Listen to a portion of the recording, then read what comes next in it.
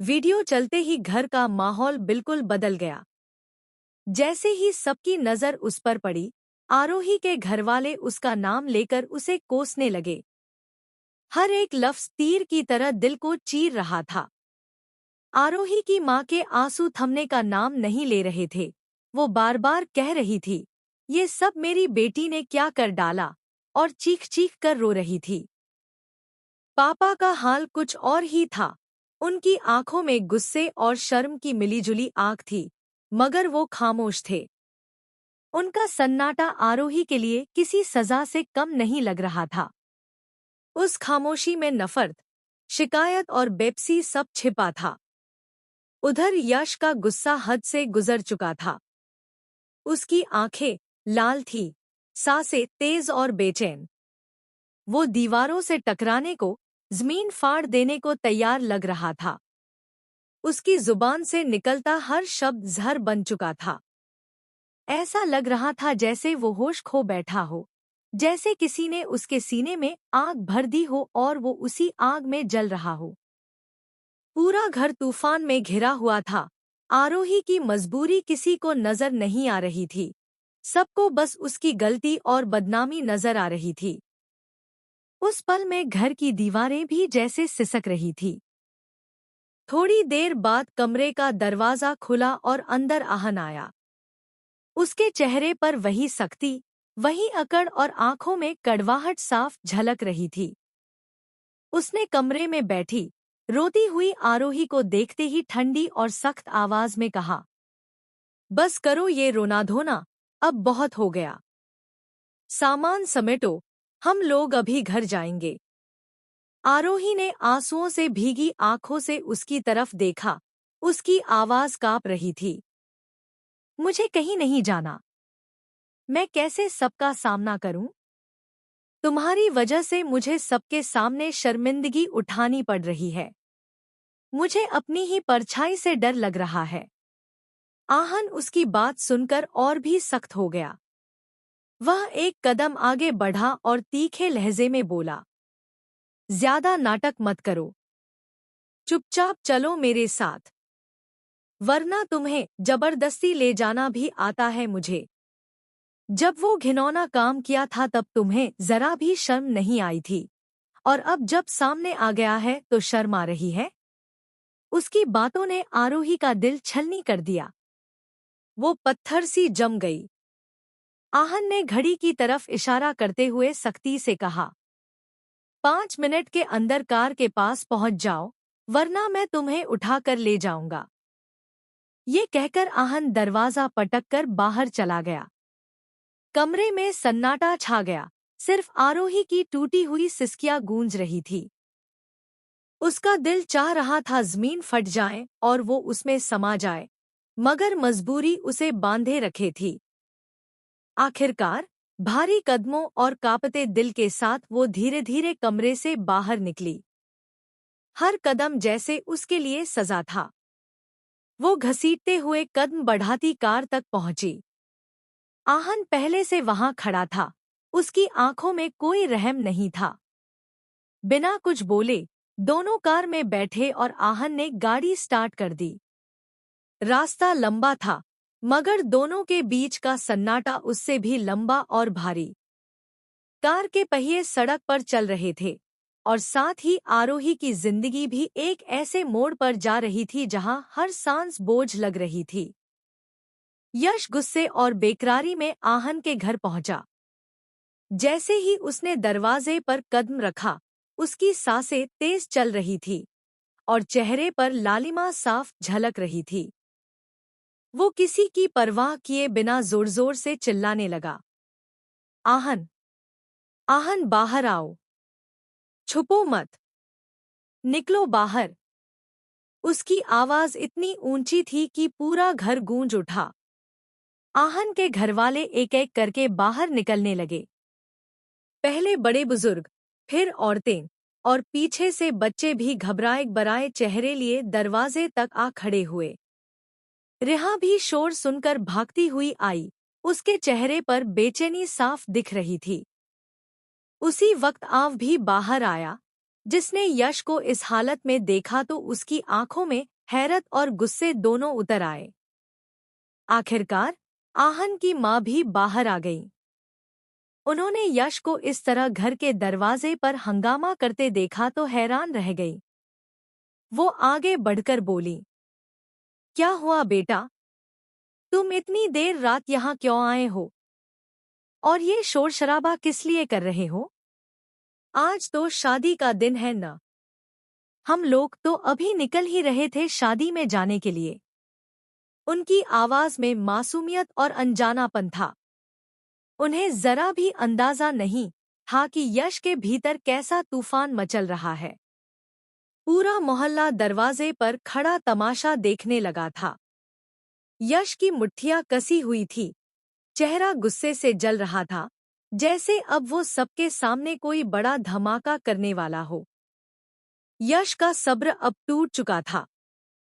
उसने सबके सामने गरजती हुई आवाज में कहा, शादी? कैसी शादी? आपका बेटा आहन, वो मेरी दुल्हन को उठा कर ले गया है। मेरी आरोही को भगा ले गया है वो कमीना। उसके शब्दों की गूंज से पूरा आंगन हिल उठा। घर के बाहर खड़े पड़ोसी और रिश्तेदार एक दूसरे का चेहरा देखने लगे, जैसे किसी ने अचानक आसमान से बिजली गिरा दी हो। आहन की मां के चेहरे पर हैरानी और सदमा साफ झलक रहा था। उन्होंने घबराकर यश को देखा और कांपती आवाज में कहा, ये क्या बोल रहे हो तुम? तुम्हें होश है भी या नहीं? हमारा आहन ऐसा कर ही नहीं सकता। कहीं तुम किसी गलतफहमी में तो नहीं हो, बेटा? यश का गुस्सा और भड़क उठा। उसने दोनों हाथ हवा में फैलाकर चीखते हुए कहा, गलतफहमी? नहीं आंटी, ये हकीकत है। आपकी आंख का तारा, आपका संस्कारों वाला बेटा मेरी बारात में आया और मेरी दुल्हन को उठा ले गया। सबके सामने मेरी इस मिट्टी में मिला दी। भीड़ में खुसर-पुसर शुरू हो गई। कुछ लोग कानाफूसी करने लगे, सचमुच आहन ने ऐसा किया? ये तो बहुत बड़ा कलंक है। आहन की मां का चेहरा पीला पड़ गया। वो बार बार अपने सीने पर हाथ रखकर बुदबुदा रही थी, नहीं, ये झूठ है। मेरा आहन ऐसा नहीं कर सकता। मेरे बेटे पर इल्जाम है ये। रेहा और आरव भी हक्के बक्के खड़े थे। रेहा की आंखें फैल गई थी, जबकि आरव का चेहरा लाल हो गया था, जैसे अंदर से सब कुछ समझ रहा हो लेकिन अभी बोलने की हिम्मत नहीं जुटा पा रहा हो। वहां का माहौल और भी भारी हो गया। सबकी नजरें अब दरवाजे की ओर टिक गई थी, जैसे सब इंतजार कर रहे हों कि आहन बाहर आए और सच्चाई सामने रखे। आरव तेज कदमों से यश के पास आया और उसका कंधा पकड़कर शांत करने की कोशिश करने लगा। उसकी आवाज दबे मगर सख्त लहजे में थी, यश, अभी तू जा यहाँ से। भाई को आने दे, फिर सबके सामने बात होगी। अभी इस तरह हंगामा करके कुछ हल नहीं निकलेगा। लेकिन यश तो मानो आग का गोला बन चुका था। उसकी आंखों में लालिमा और चेहरे पर पागलपन साफ झलक रहा था। उसने आरव का हाथ झटकते हुए दहाड़ मारी, नहीं, तू और तेरा भाई दोनों मिले हुए हो। तुम दोनों ने प्लान बनाया है। मत सोच कि मैं चुप बैठ जाऊंगा। मैं छोड़ूंगा नहीं आहन को। उसने मेरी आरोही को उठाकर भगा लिया है। मेरी जिंदगी बर्बाद कर दी उस गद्दार ने। भीड़ एक बार फिर खुसर-पुसर करने लगी। कुछ औरतें अपने मुंह पर हाथ रखकर हैरानी से देख रही थी, तो कुछ मर्द सिर हिलाकर यश की बातों पर यकीन करने लगे। माहौल और भारी होता जा रहा था। यश की आवाज गूंज रही थी कि अचानक पीछे से एक और आवाज आई, गहरी, ठंडी और अहंकार से भरी हुई, मैं यहाँ हूँ। सीधे मुझसे बात कर। सबकी नजरें पलटकर दरवाजे की तरफ गईं। वहां आहन खड़ा था, उसकी आंखों में अजीब सी ठंडक और चेहरे पर बर्फ जैसी सख्ती थी। हवा जैसे थम गई हो। पूरा माहौल एक पल को बिल्कुल सन्नाटे में डूब गया। यश के होठों पर रुकता हुआ गुस्सा, भीड़ की तेज सांसें और आहन का अकड़ भरा खड़ा रहना, सब मिलकर उस पल को तूफान से पहले की खामोशी बना रहे थे। सबकी नजरें उसी तरफ मुड़ गईं जिधर से आहन की आवाज आई थी। और जैसे ही सबने देखा, पल भर को पूरा माहौल जड़ हो गया। दरवाजे पर आहन खड़ा था, मगर अकेला नहीं। उसके हाथ में कसकर थामी हुई थी आरोही की कलाई। आरोही का चेहरा आंसुओं से भरा हुआ था, आंखें झुकी हुईं और कदम डगमगाते से जैसे जमीन उसे निगल ले। पर आहन के चेहरे पर किसी तरह की शर्मिंदगी नहीं थी, बल्कि ठंडी अकड़ और बेजुबान सख्ती साफ झलक रही थी। यह नजारा देखकर सबके होश उड़ गए। और यश तो जैसे आग का गोला बन गया। उसकी आंखें लाल हो उठीं, सांसें तेज, और चेहरे पर ऐसा पागलपन था मानो अभी सब तहस-नहस कर देगा।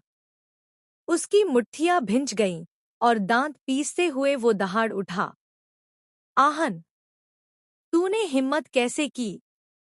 मेरी दुल्हन को हाथ लगाने की भी औकात नहीं तेरी, और तू उसे उठा कर लाया है। मैं आज तुझे छोड़ूंगा नहीं। भीड़ एकदम सन्न रह गई। कुछ लोग कानाफूसी करने लगे, ये तो सच है। आरोही सचमुच आहन के साथ है। वहीं दूसरी तरफ आरव के चेहरे पर एक अलग ही भाव था। सबकी हैरानी और यश का गुस्सा देखकर उसके होठों पर हल्की सी मुस्कान तैर गई। उसकी आंखों में संतोष था, मानो अंदर ही अंदर कह रहा हो, मेरा प्लान कामयाब हो गया। सब कुछ वैसा ही हुआ जैसा मैं चाहता था। माहौल इतना भारी हो चुका था कि हर सांस जैसे तलवार बनकर हवा में लटक रही थी। एक तरफ यश का ज्वालामुखी फटने को तैयार था, दूसरी तरफ आहन ठंडी नजरों से सबको देख रहा था, और बीच में आरोही खड़ी थी, टूटी हुई, बेजान सी, जैसे किसी ने उसकी आत्मा खींच ली हो। अनदेखी मोहब्बत, एक ऐसी कहानी जो शुरू तो हो चुकी है, पर अंजाम अभी बाकी है।